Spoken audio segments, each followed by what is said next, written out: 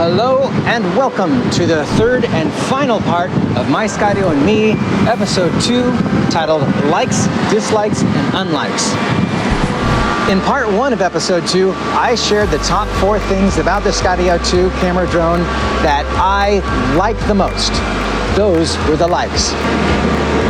Part 2 was my attempt to list the top 4 things that I dislike the most about the Skydio 2. Those were the dislikes. This is part 3, where I will present a list of the top 4 things that, in my personal opinion, as a Skydio 2 owner of, at the time I'm shooting this video, 18 months, are what makes the Skydio 2 the most unlike every other consumer or recreational drone that's out there. Are you interested in knowing what my list of unlikes is? Stay with me and I'll show you.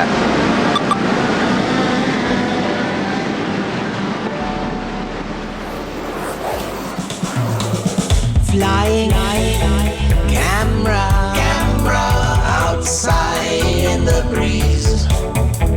We're bobbing and dodging round everything with ease. Unconventional invention and adventure. Come and see my Skydio and me.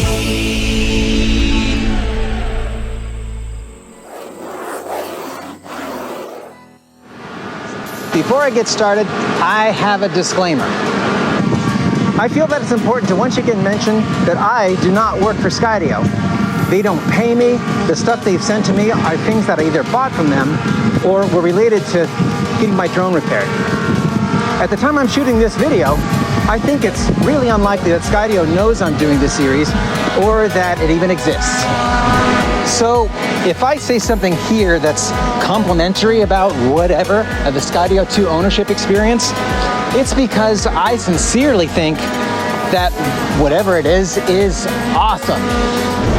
And if something about it sucks, well, I covered that in the previous section of episode 2.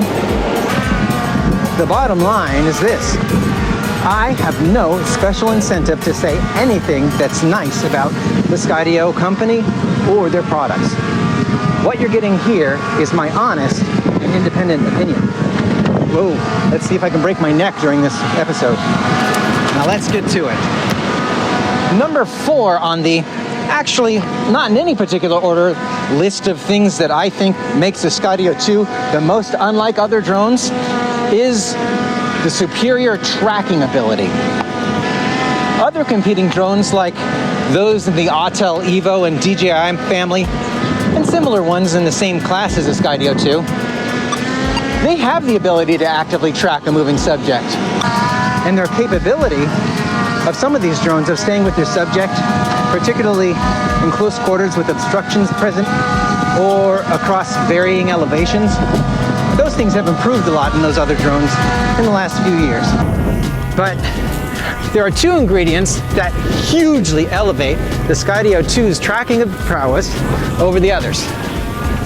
That's GPS honing and its artificial intelligence predictive movement algorithms.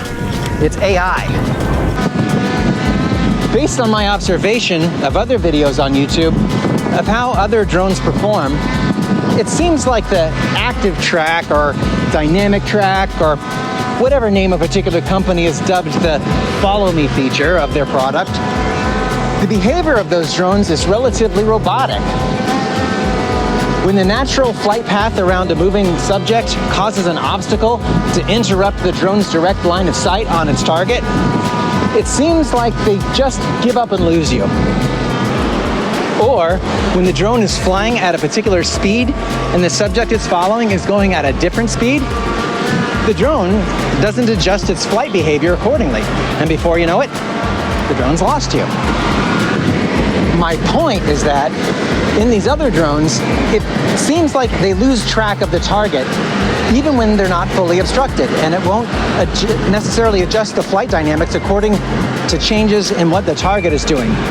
And if the target becomes obstructed from view, even for just a moment, those drones don't seem to anticipate when or where the subject might reappear the way the Skydio 2 does. And I'm not saying the Skydio 2 is perfect 100% of the time either.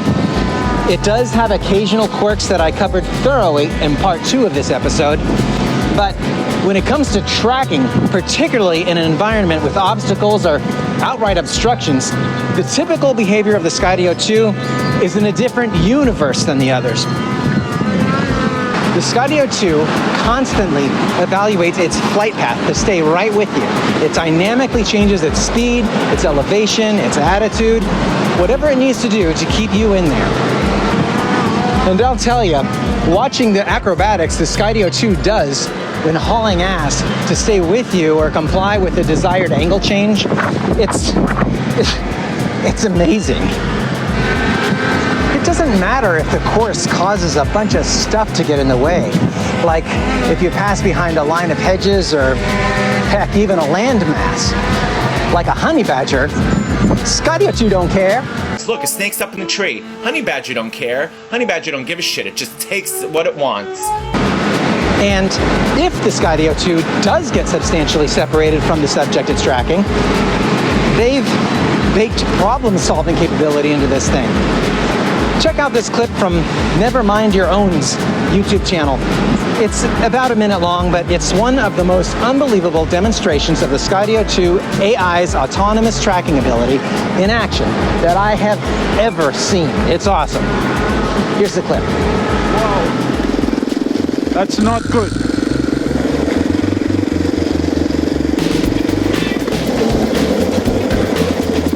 It's falling behind again.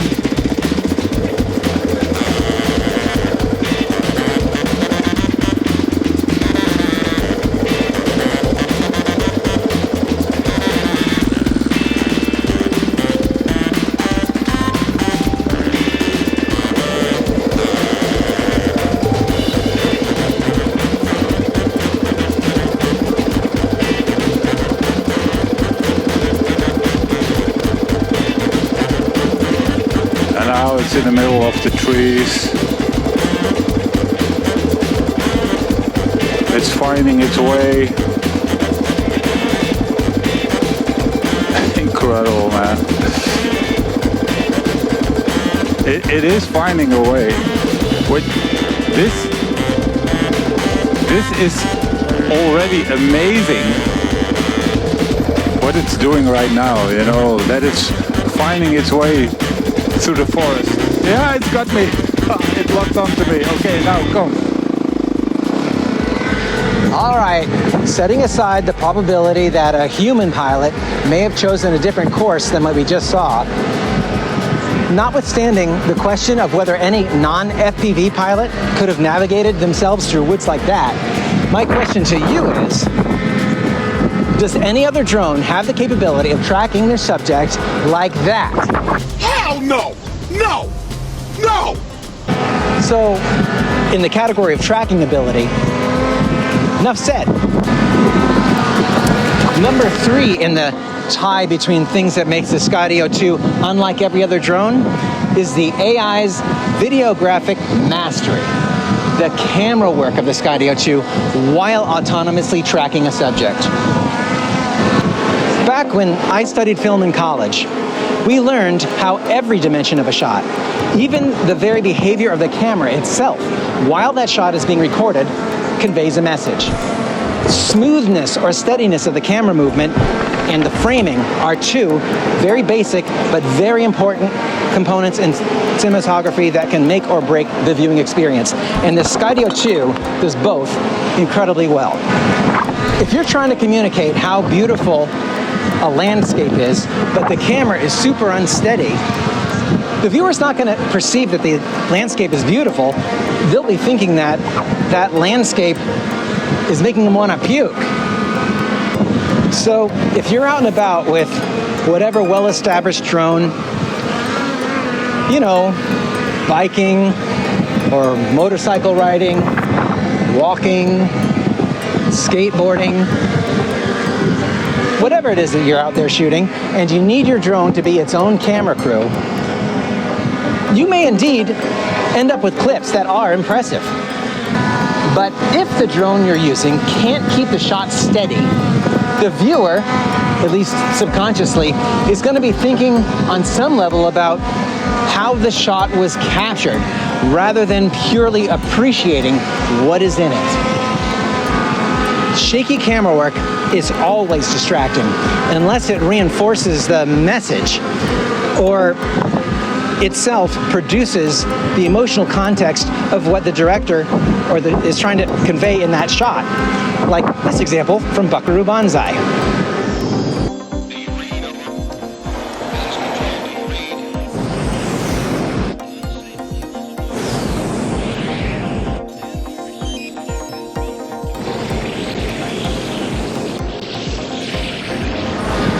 Professional drone pilots, especially FPV pilots, they can get some amazingly controlled, dynamic, graceful shots.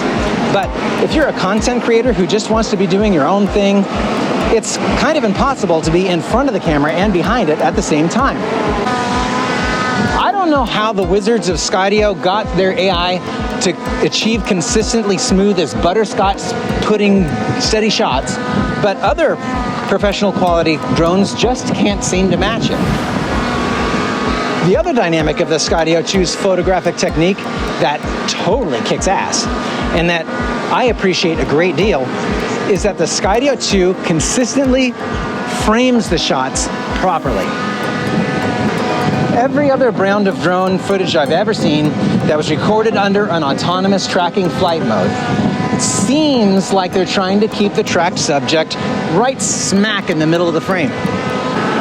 Now, if the target is spot in the middle of the frame, the drone is less likely to lose you because the image of you will have to travel further within that frame before you fall out of it.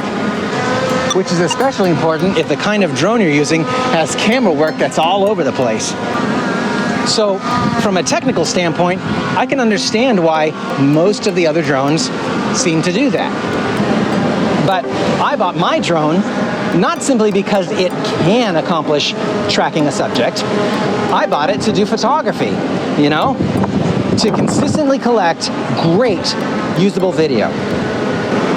The Skydio 2 is unparalleled in tracking. We just saw that a couple minutes ago.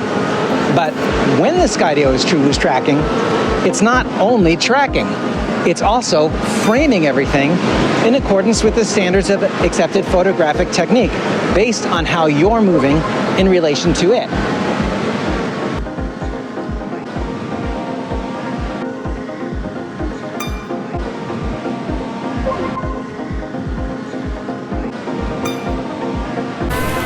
The Skydio 2 keeps you framed so that the eye of the viewer is drawn also to the environment where the action is taking place.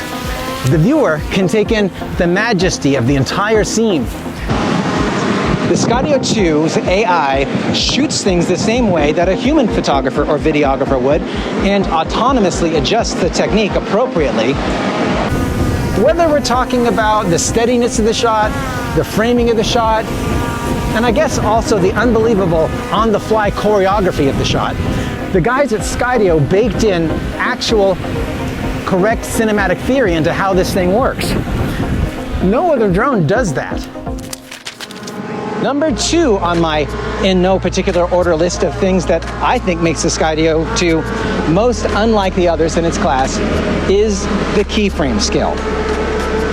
Keyframing is a term for a technique used in computer-facilitated animation where the artist can manually establish even just a couple of desired positions of whatever at different points in time.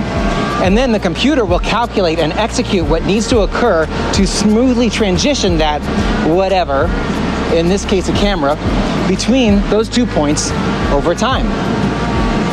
This is something that the Skydio 2 keyframe software does marvelously, but it does it in the real world, not just virtually like in a computer. There are other drones like the DJI Mavic that offer a feature that enables the programming of a flight plane. That's referred to as a waypoint mission. The differences between keyframe and waypoint, though, are evident in those names. Waypoint is a term most often used in orienteering, commonly involving a GPS-based function or a device. In drones like the DJI Mavic, the operator can pre-program the altitude, longitude, and latitude and a series of GPS waypoints that make up a flight plan. And then navigating by GPS, the drone will fly that path. And that has a lot of really great applications. But if you've ever taken a look at your GPS, it will tell you what the position accuracy is. The lowest number that I've ever seen is an accuracy of 8 feet. Well, if the application of the waypoint mission it's being used for is photography, the difference in the camera perspective created by a margin of error of 8 or more feet is enormous and totally impractical and inappropriate if the flight path that you happen to want happens to be in close quarters around structures or their obstacles. The Skydio 2 does have an onboard GPS, but it uses 6 color 4K cameras located on the body and wings, each with a 200-degree field of view and input from the main camera to sense and map its environment as it flies. So, between the keyframe skill software directing the Skydio 2 from the controller and the Skydio 2's smoothness, its onboard obstacle avoidance system, and the AI self-piloting skill that I clearly don't have, the video you can shoot is not only super precise, it can also be used in places where GPS signals aren't even available, like indoors or in well-lit caves. That's not only pretty friggin' cool, it's a capability simply that no other drone of any class has. Okay, finally, the number one thing on my list of things about the Skydio 2 that I believe makes it the most unlike any other drone, and this one really is, I think, the best thing in my opinion, is the Skydio company.